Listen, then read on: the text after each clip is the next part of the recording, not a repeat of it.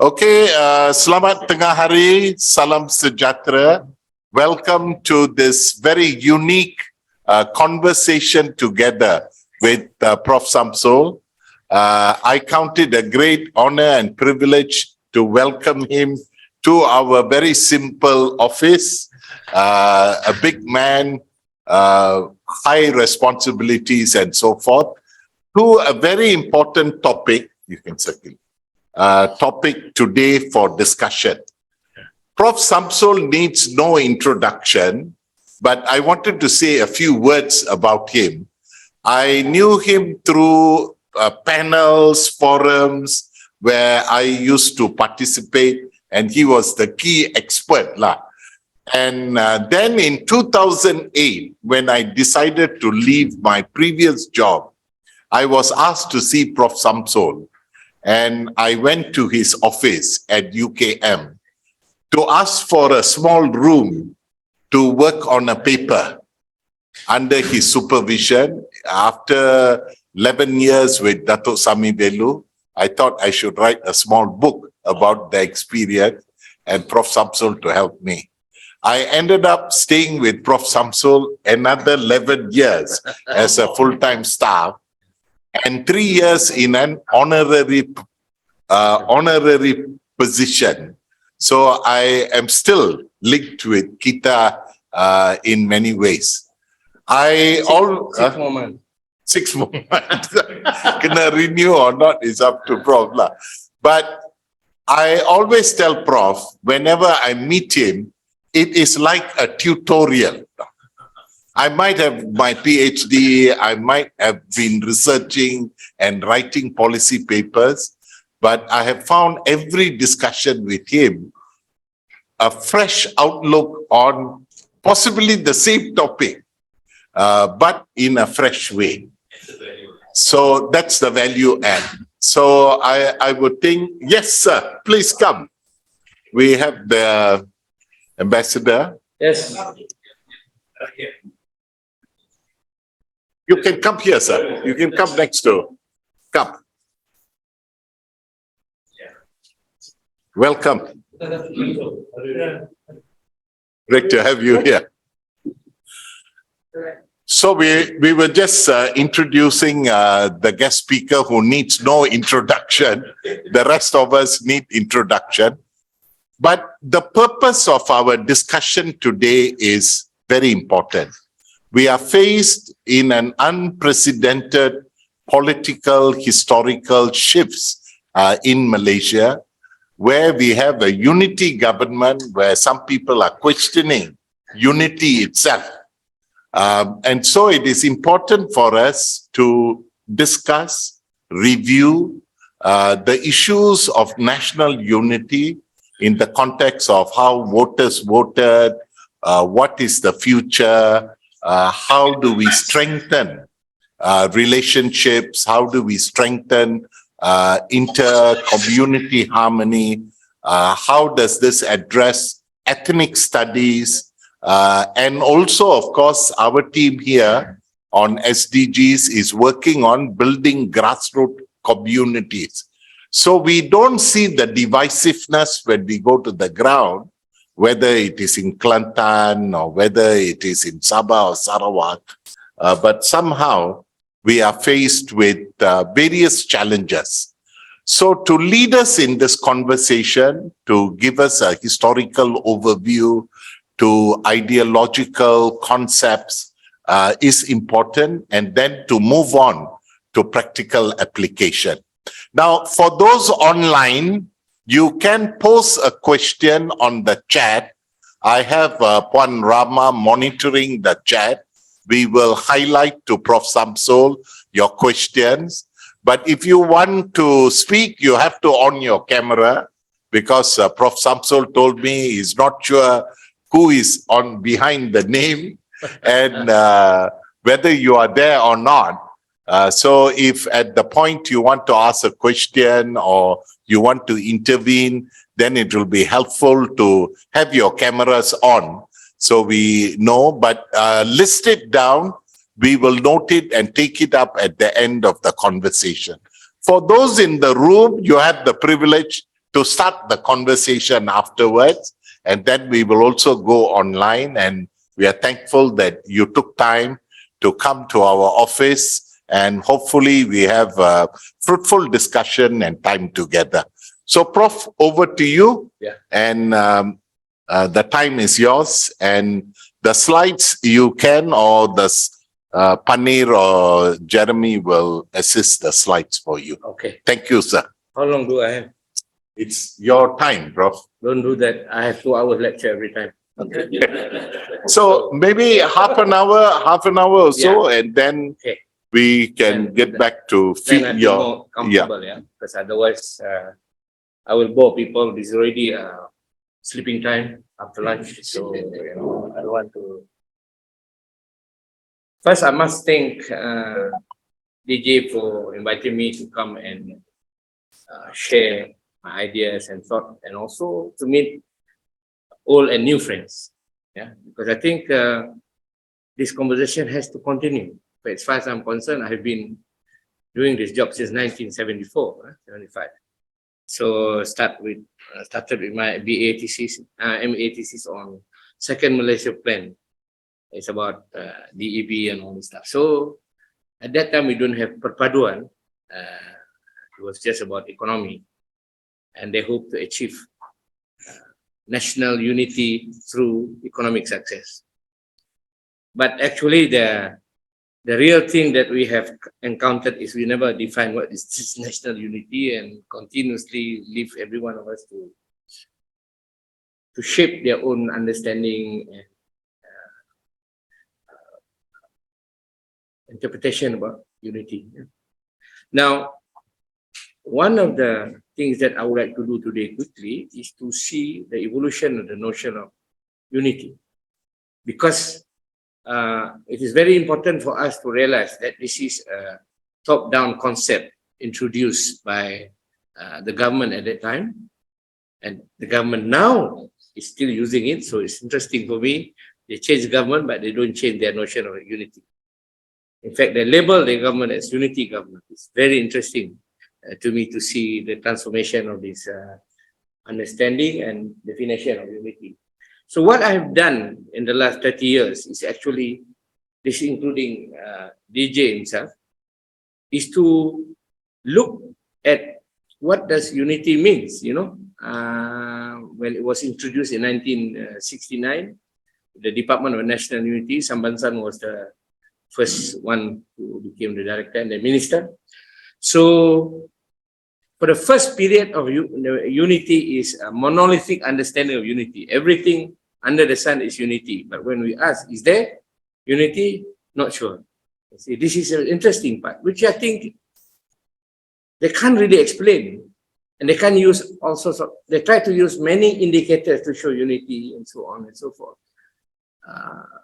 But I think they were not being able to specifically clear what is it all about in the country. So my main task today is to share with you how this changing, the changes in thinking about unity in this country.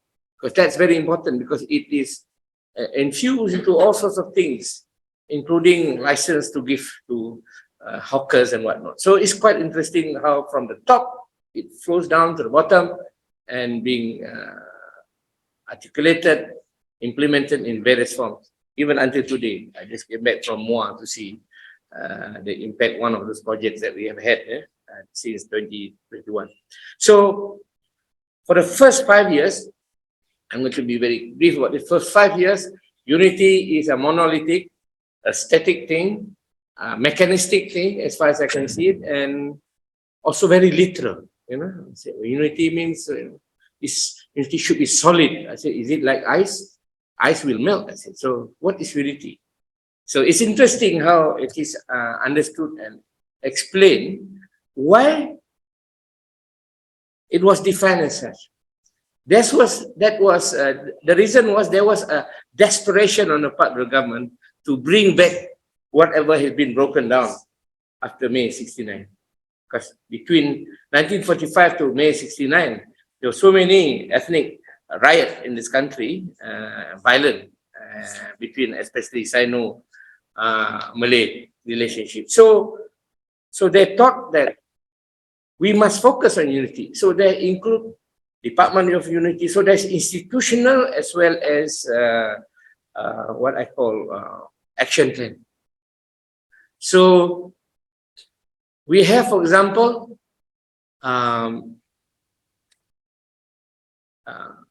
Department of National Unity and Ministry of National Unity. We have Rukun Negara. We have Dasar Ekonomi Baru, New Economic Policy, and then we have Rukun Negara. Within that short period of 69 to 1974, during the period when the Ministry of National Unity was dissolved during the election in 1974. So it was quite interesting until that period. I think the government spent, I don't know how much, because I never see the political economy of it and sense of the costing. It must cost hundreds of millions to organize this, including organizing jamuan durian. I mean, we had a lot of jamuan durian around Kuala Lumpur. I know it because I was involved in the jamuan durian, not eating the durian, but providing music for them with the Orkes Melayu, Oscar Melayu Diraja. So I was singing for them. I was in Royal Military College, so they have the army band. So somehow they were looking for someone who can sing in English. So I was the only one who can sing in English. The rest is like, you ask Anish, he would know. Yeah. So it's interesting when I'm talking about 1916 in May, I have a different view. I was there trying to provide entertainment, music to already a set situation. So that's why I think Push the mic closer. okay. So everyone was thinking, how could we quickly get this back together?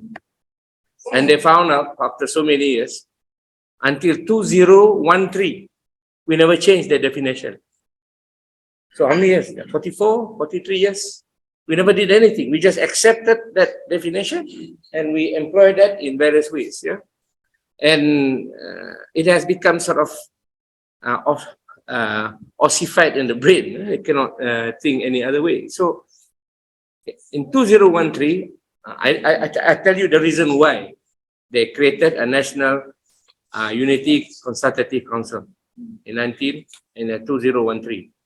Why? 2008, Barisan Nasional election was challenged by its failure to get two-thirds majority. 2013 is same. So I think because of the distribution of voters and so on and so forth, I think the government realized that something has to be done. Is there something wrong with it? And I still remember Najib's brother pushing this, we have to recreate this national Mageran-like stuff. So NUCC was formed. But the unfortunate thing is this. The Mageran before has no academic involvement. But NUCC has a lot of academic involvement because the Institute of Academic Studies, where I have been the director since 2007, was asked to be a partner in the Jabatan Perpaduan Negara with the National Unity Department. So what happened was, we provided the concept and theory, and the Jabatan Perpaduan Negara organized the logistics. So we're happy to do all the theory and the thinking, and we don't want to do deciding which hotel to stay, where to makan, when to makan. That's not our business, So it was quite interesting combination we had, and we had 30 members. DJ was one of them. So it was quite interesting. At that time, we started to ask, is it enough for this one definition? So we introduced finally in 2015 the report, and that report was endorsed by the cabinet in August 2015. That we have now a new, from a monolithic perpaduan unity to a tri-concept. What is tri-concept? Unity, cohesion, and reconciliation. So unity in Malaysia is not just unity. We desire that unity, but cohesion is the one we achieve. And whatever we don't achieve in the cohesion, it is being considered for negotiation and reconciliation. So it's quite an interesting way of putting the reality of unity in Malaysia. It's not simple, now you see, now you don't unity. but you have to also accept the fact that we do have something that we hold. What is called cohesion. It's never introduced anywhere in our plan in terms of top-down. We never use the word social cohesion. Sometimes we use reconciliation. So in a way, NUCC, led by Tan Sri Shamsuddin, former KSN, we managed to propose that to the government, that because a lot of these things in this country, especially after 13 May, is a lot of things are top-down in many ways. Yeah. But I'm not denying that a lot of bottom-up too, as we went through all the research that we did after that. So that was the beginning of the acceptance. And with the new department, or renamed Department of National Unity and Integration, so they adopted this concept and adopted and operationalized in the first study of National Unity Index in 2017 that was completed in 2018. So it's quite interesting that for the first time, they accept these three concepts together and begin to see how they can create and understand. It's more like, how do we understand this complexity of perpaduan that is never happening in this country? So the issue is probably not perpaduan, probably kesepaduan, I said, So it's probably cohesion. It's not about unity. Unity we dream of. Cohesion is what we achieve. And then if we don't achieve, because when we do agree to agree, there are things that we agree to disagree. So how do you resolve things that you disagree? This is where the notion of integration platform based on bargaining, negotiation, and mediation on every part of the thing that we disagree, which we call social deficit. Social deficit are issues and matters that is unresolvable or unresolved yet. So we have to find a way of dealing with it, not necessarily each in a big block, because sometimes when we talk about the content, there are various levels of that dissatisfaction, say in terms of social class, in terms of gender, in terms of urban-rural, federal politics. So there are 10 of them on this social deficit that we find. And where do we get this notion of social deficit? It's from the people themselves. When we did the survey and also town hall meeting in 18 different towns, they all told us these are the things we are not happy with this government, this country. So we managed to filter them and come to 9 dissatisfaction, or what we call social deficit. And then when PH came in, they are not happy with what we have done. They said, let's do again this research. So I said, yes, if you give us the money. So Mr. Watiyamurthy was the minister. So I told him, we can keep on doing this non-stop, but you have to provide us the funds. And therefore, at that time, we decided that we found out that there's one more extra social deficit, that is media. So not everyone is happy with media. So they have a lot of issues to raise about media issues in the country. So here you have unity. Now you see, now you don't. When you have Lin Dan versus our badminton hero, everyone stops watching, supporting our badminton player. After that, they all go back to their food at different restaurants. So it's quite interesting for me, these images of national unity is sort of, now you see, now you don't. Sounds like a bit like the movie, you see, you do. Yeah. So it is interesting when we introduce the notion of cohesion, we realize actually we have achieved a lot in the cohesion. Take Malaysia Agreement 1963. Can you imagine a country which groups of people that got together, agree that if you want to enter my province, you have to bring your passport? I don't see that anyone in the world, never, anywhere in the world, until today. In Malaysia, it happened. So it's strange. This country, we talk about we are not united, but actually we agree to agree in some matters, we agree to disagree. Then we give autonomy, 18 to Sarawak and 20 to Sabah.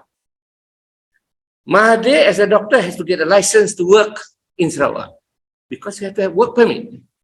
So it's interesting. These are the little details people never see that we have tahan, we can absorb this and understand this.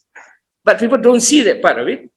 People only see the Sarawak for Sarawakian, Sabah for Sabahan. I said, yeah, fine. Actually, national language, Bahasa Melayu, is not compulsory in Sarawak and Sabah. You see the 20 points, you see that they will teach in Malay when they are ready. I mean, all these things are not seen as something that we should celebrate, It's difficult. So when I talk to people who are fighting for Sabah, Sabahan, Sarawak for Sarawakian, they are not in Malaysia, they are mostly overseas. We met them. So it's interesting. So when we raise this issue, what other things that you are not happy about? I'm not quite sure what they're happy about because they go all around giving all the little tidbits of things that they are personally unhappy. See, this is the difference now, I realize. Personal unhappiness is not a national unhappiness.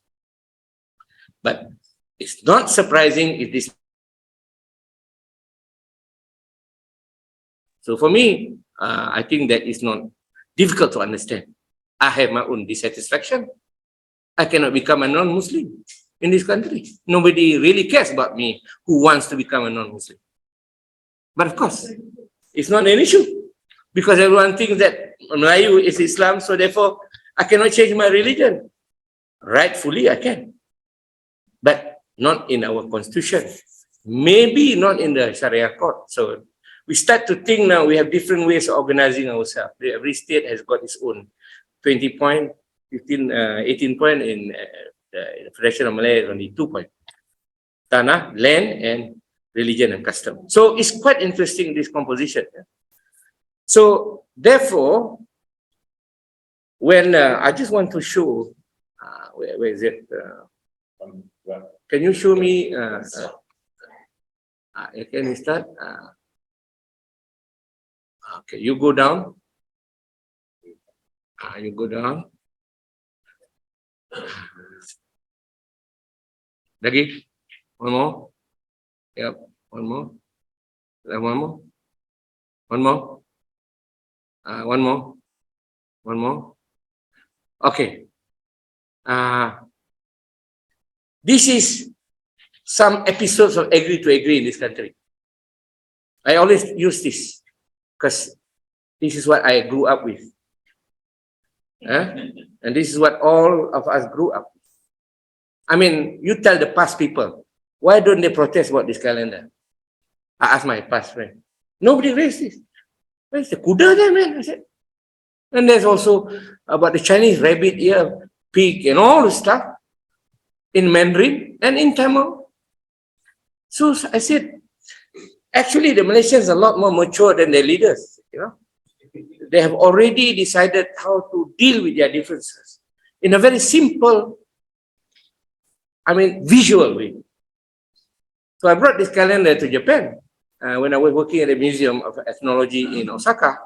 So we had an exhibition and we said we showcase this calendar because I was looking for other calendars around the world that give me such information that the parents can refer to when the school holiday starts and ends. When everyone who likes holidays will know when they have to have holidays. So when is the traffic jam? All these are, condensed and distilled into these 11 pages, 12 pages. Now it is online. You can do it online. You can download. Okay. So I'm just saying that we are capable of, without the government intervention, because in this country, everything is saying that draconian and all these terminologies that they just learned from the university, but they forgot about this when they grew up. So it is interesting for me that that we are capable without direction from Prime Minister's department or the Prime Minister. I think that we are giving him too much credit for what he is not good at. Interesting, huh? I always feel that this is one thing that I like to carry around the world. I'm going to Cambridge in March to give a lecture. So this is what I want to bring to Cambridge. It's a present for you to see that if you want to adopt this to England, you can put a Pakistani holiday, Indian holidays, I say, So your version. Yeah.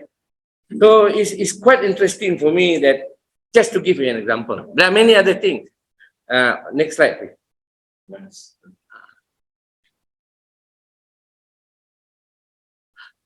Okay, if I want to go a bit deeper and broader, what do we agree to agree? Accommodation, acceptance of each other's norms and values. Acculturation, the phenomenon of cultural borrowing from language to food and other cultural practices, clothing and whatnot, you know. Amalgamation, two different cultures compromise and form together a third cultural practice such as intermarriage, create a Peranakan culture, we know in Malaysia. Or assimilation, a minority culture subjects itself to a dominant culture, accepts as part of the latter. So it's quite interesting. Agree to agree situation, not just the calendar. I'm telling you that we are doing every day. Every day we decide to eat what we want to eat. We decide to wear what we want to wear.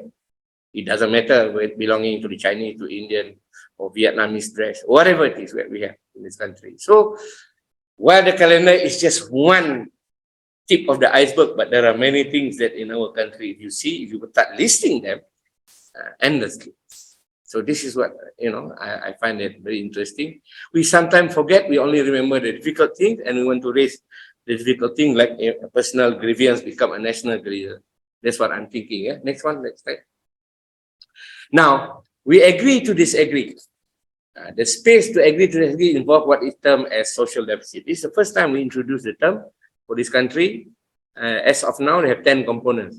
Ethnicity, religion, you know, remember the word, the kalimah Allah crisis that we have or issue, social class, education, language, intergenerational gap, gender, politics and federalism, spatial, urban, and media.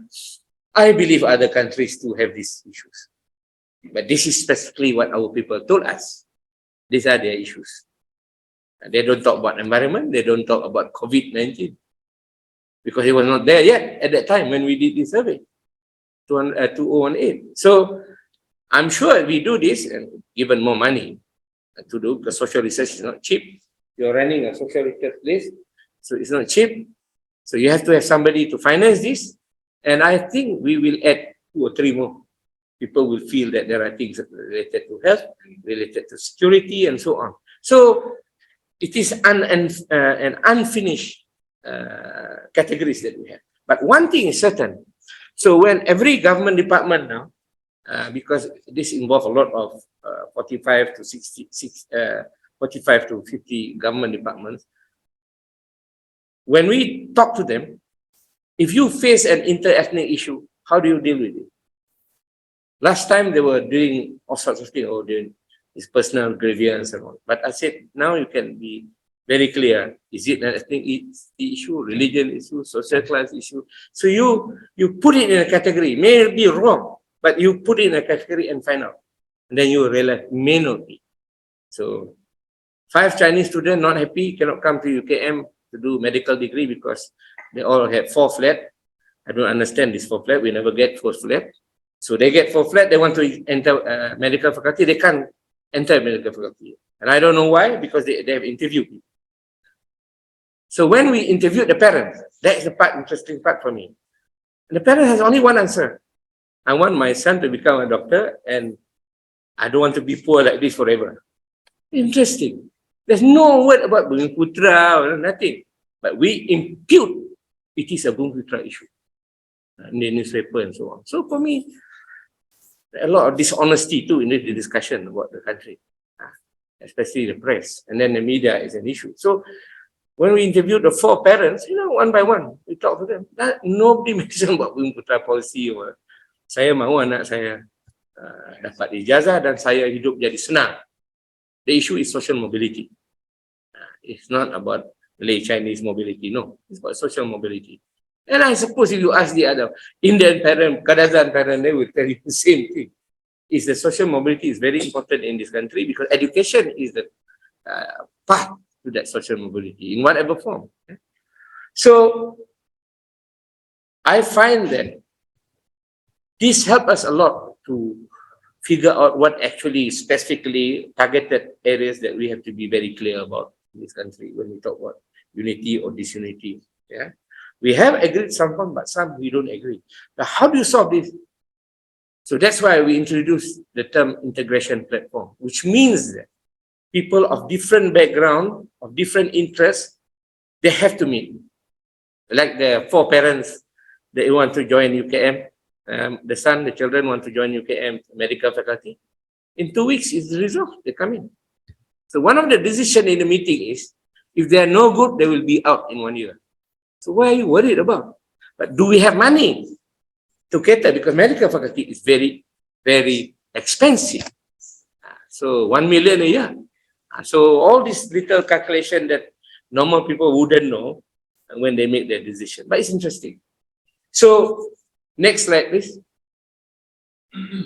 So I think when we talk about agree to disagree, there are iconic documents in this country. Yeah, the Malaysian Constitution. You read the formation of Malaysian Constitution by Fernando. You know, it's very interesting. Then the Reid Commission has 136 memorandum. All of them about this agreement. If you have a chance to read, please. Rating human rights, special position, indigenous people, and then Malaysia Agreement, as I told you, Sabah 20 points, Sarawak 18 points. That was before 1969. So it's quite interesting the way we shape the nature of our state and society, and the way we operate and find middle road in whatever we do. Next slide, please. These are the 20 points. So a lot of people talk about 20 points, 18 points. I asked them, they don't know what it is. So I thought I just listed them for those who want to know. Okay, it'd be useful. Next one. Now, what is this? This Memorandum of Understanding, 13 September 2021, the government of Ismail Sabri and all the opposition party, or main opposition party. What do? Agree to agree and agree to disagree. This is the real thing they do, that they found it useful. Okay, we disagree with you, we are not the same party, but let's go on. And that was the time that they got 2/3 majority for many things that they want to introduce. I mean, this is, I don't have to talk too much about it, but we all know, we go through this, and I think this is the principle that I say, agree to agree, agree to disagree. We agree, but we also disagree. But how do we resolve the disagreement? That is the more important point, I think, in the context of Malaysia. We have enabled ourselves to do it. Next slide. So we have all these nice books and reports. They are all able to be downloaded from the ministry. So you read, you have time, you read. And it's useful how they, for the first time since 1969, only in 2020, they start thinking about national unity policy. So it's quite strange for me. So long. So why they took so long? Because they remain blocked and locked in that monolithic understanding. They even don't give credit to their ability to negotiate. They don't. But the ruling party is called alliance. But they don't see it. They don't see that they are actually based on negotiated decision. Even though, you know, it's a difficult one. They always disagree inside the barisan, and now it's open within Kerajaan Perpaduan. They're all disagreement everywhere.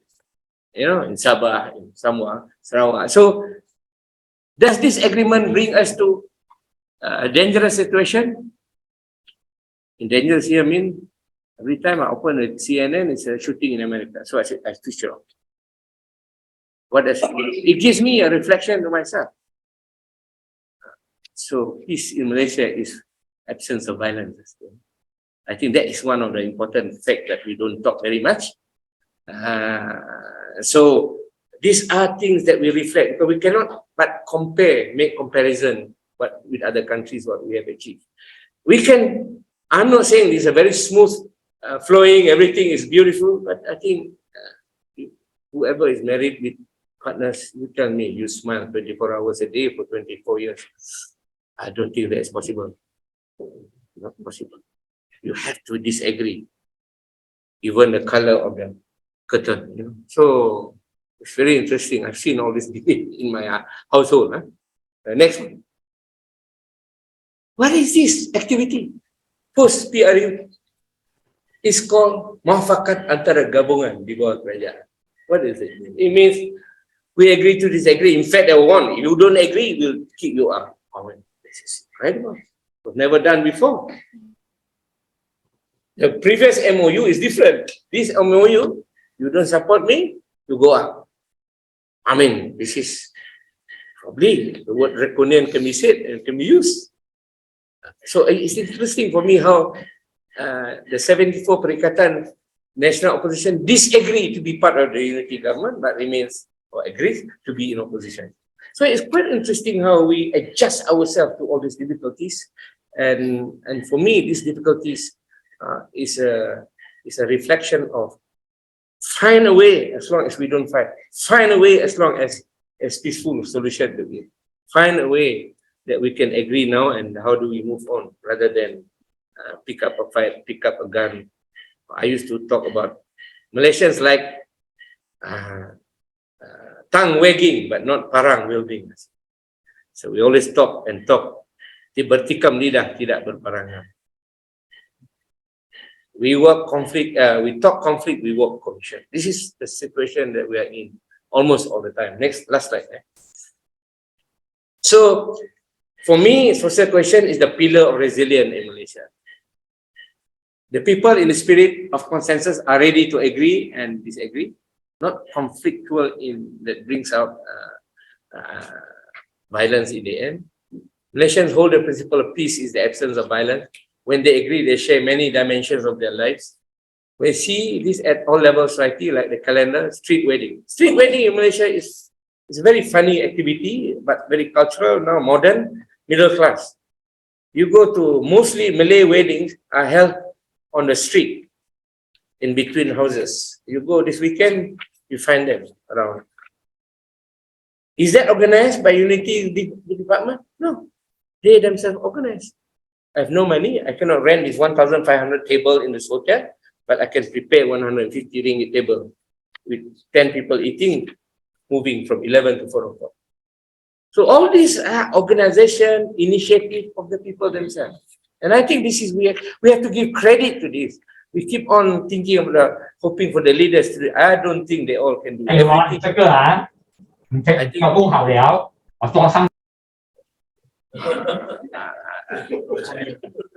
I have to go to So for me, I really find it fascinating. You go all over the country, people pitching tent. Actually, it's very wrong. According to the urban laws, you cannot pitch this tent without permission. But then people working in the urban office doing the same because they don't want to go to expensive hotel. So their children will be, they have their wedding or kanuri there. So it's interesting for me to understand. So when they agree to this, the search for solution is through building integration platform on the principles of bargaining, negotiation, and mediation at all levels from top to bottom. Social grievances remain at individual, family, and community level. They are framed in categories of social deficit, derived from public opinion, this social deficit, continuously monitored to seek reconciliation. So I think this is what we enjoy, and I'm proudly say that we are still doing it even now as we talk. So many negotiations in Sarawak and Sabah, and also in Semenanjung about how the government should be run. So when people ask me, can you talk about unity government? Unity government is self-referent. I said, it's not from the people. I said, you might remember that it's about the politician convincing themselves they're different, but they feel united. So it's fair enough. I said, they want to use the word unity, not in the sense that I understand, but in the sense of we agree to agree, we agree to disagree. To that level, I think can accept the kerajaan perpaduan or unity government. Thank you very much. Thank you.